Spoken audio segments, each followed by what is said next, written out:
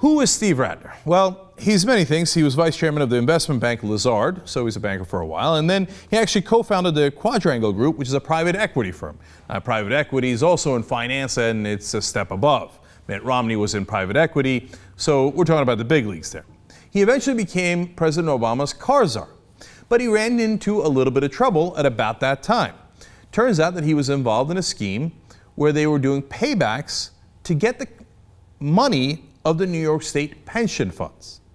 Now, so they would go up, as we're about to explain here and show you the details of, they would offer money and other rewards like making a movie for one of the guys running the pension funds, etc., to try to get that contract. Because if they get the contract from the New York State pension, they're going to charge an enormous amount of money on that, right?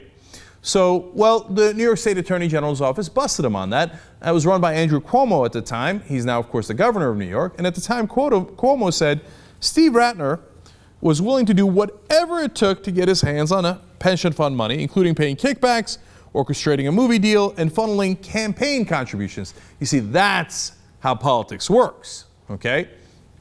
Now, they used a guy named Hank Morris, and apparently so did the Carlyle Group, also a very connected group that also gets government contracts and is also involved in private equity. And what did Mr. Morris do? Well, he pled guilty to a felony count of violating the Martin Act for paying kickbacks, and he went to prison.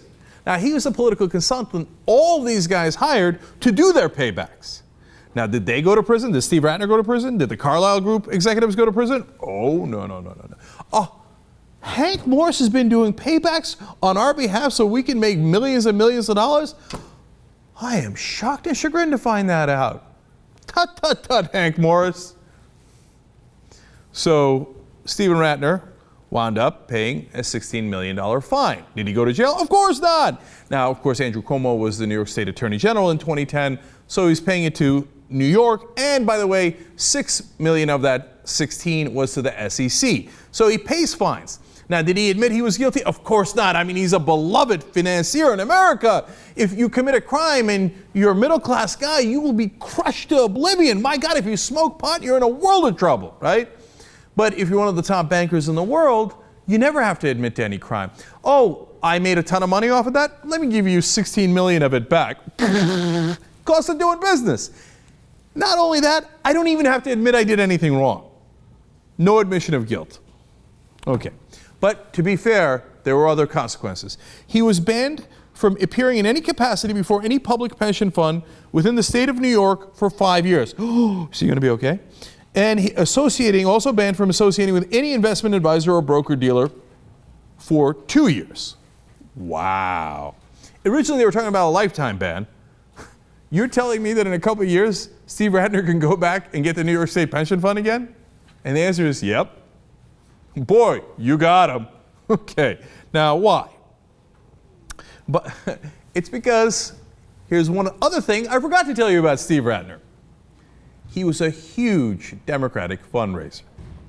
Oh, so he's got both pieces of the puzzle. He was both in the financial world as a very important executive and a rich one, and he gave money to politics. It's a minor miracle they busted him in the first place. I bet it was some guy in the Attorney General's office in New York who was like, this looks really bad. And the higher-ups were like, damn it, now we got to do something.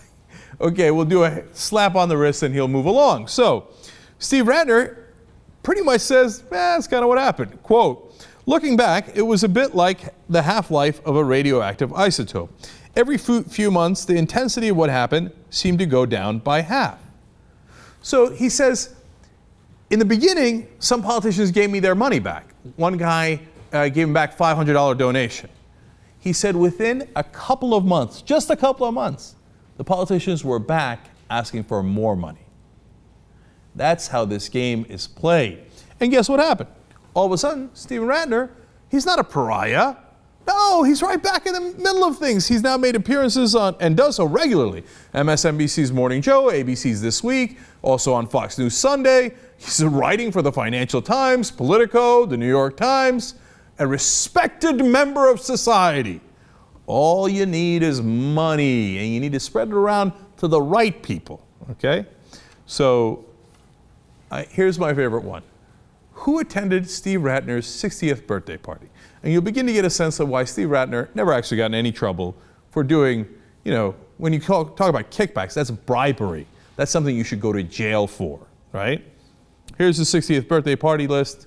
Mayor Bloomberg of New York, Barry Diller, Jamie Dimon. Of course, Barry Diller is a huge media mogul. Jamie Dimon is a huge banking mogul. Harvey Weinstein, another media mogul. Senator Charles Schumer of New York, Ralph Lauren, Brian Roberts, who's another huge media mogul, Fred Wilpon, Arthur Sulzberg Jr., by the way, who is the publisher of the New York Times. You got friends in high places, you ain't going to jail. You're right back in the party circuit. Speaking of which, he was invited to the holiday parties of Vice President Joe Biden and recently to the going away party of Hillary Clinton. His wife also used to work for Hillary Clinton. This is how incestuous it is, okay? He's back in good graces. Before, they're like, oh, he's the car czar, but he got to go. Oh, we're going to come right back in. In fact, he campaigned for the Obama campaign this time around. As he explained, after a couple of months, everybody forgot and wanted my money again. So when they asked Barry Diller, hey, why do you continue to associate with this guy who was doing something really bad? Quote, whatever complications there were, I never thought he was culpable. No, of course not. Your rich friends are never culpable. And when asked about it, Michael Bloomberg said two interesting things. First, I love this. At the time when he was asked about it, he said, hey, Steve, quote, the only thing wrong with you is your golf game. I'll see you on the links. Oh, did I mention that he runs Michael Bloomberg's money? He handles his money for him while Bloomberg's in office. Gee, I wonder why he thinks he's a swell guy and he didn't wind up going to jail. Instead, he's going to these lavish parties and being touted by the top people in the world. Final quote from Bloomberg is my favorite. He said, I never heard anyone say they wouldn't invite Stephen Rattner to a party because of what was happening. Well, I wouldn't want to ruin your parties. See, the bottom line is they don't give a damn.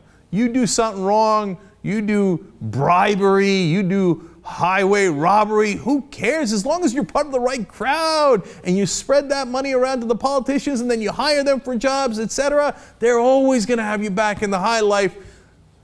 Lickety-split, no problems whatsoever. And that's how Washington works, and that's why the rest of the country hates you. But in that bubble, they don't get it. They think they're the toast of the town. They think the rest of the country is a bunch of suckers. Why do you think congressional approval rating is 9%?